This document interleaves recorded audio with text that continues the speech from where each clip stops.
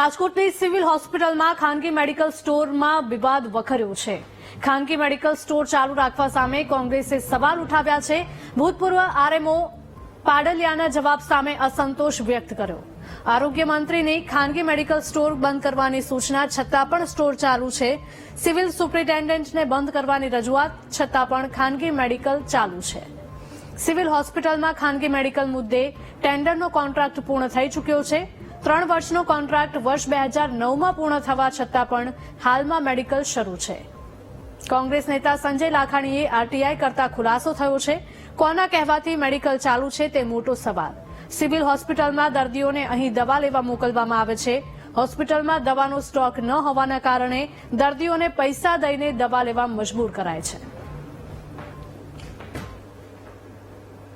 ભૂતપૂર્વ આરએમઓ ને અત્યારના accounts officer doctor Mahendra Chavda એની મને એવું કીધું કે ભાઈ આ તો ટેન્ડર મુજબ આને 3 મહિનાનો સમય આપવો પડે। એટલે મેં કીધું ક્યાં આધારે 3 મહિનાનો? તો કે ટેન્ડર। મેં કીધું ટેન્ડર તો 2009માં પૂરું થઈ ગયું છે, તો ક્યાં ટેન્ડરના આધારે? તો કે ના, ટેન્ડર ચાલુ છે। એટલે મેં કીધું કે તો તમે અમને ટેન્ડરની કોપી આપો।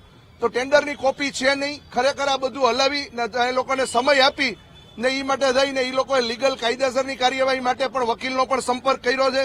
પણ આ તો રાજકોટની પ્રજા છે ને મિનિસ્ટરની ડાયરેક્ટ હુકમ છે। એટલે મેં બીએમ પટેલ જે ઋષિકેશભાઈના પીએ છે એની સાથે પણ ચર્ચા થયા મુજબ એનું પણ કહેવાનું એમ થયું કે ના, અમે સૂચના આપી દીધી છે। પછી એમાં ડોક્ટર દીક્ષિત ને ડોક્ટર હર્ષદ પટેલ જે હેલ્થ કમિશનર છે એ બધાનું પણ કહેવું છે કે અમે તાત્કાલિક આને બંધ કરશું, કારણ કે મેડિકલ સ્ટોર આપણું સિવિલ હોસ્પિટલની અંદર એક જ મેડિકલ સ્ટોર હોવો જોઈએ।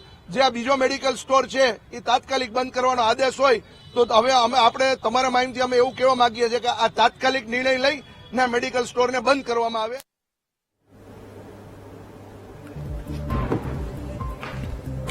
કોના કહેવાથી મેડિકલ ચાલુ છે તે સૌથી મોટો સવાલ અહીંયા ઊભો થાય છે। સિવિલ હોસ્પિટલમાં દર્દીઓને અહીં દવા લેવા માટે મોકલવામાં આવે છે।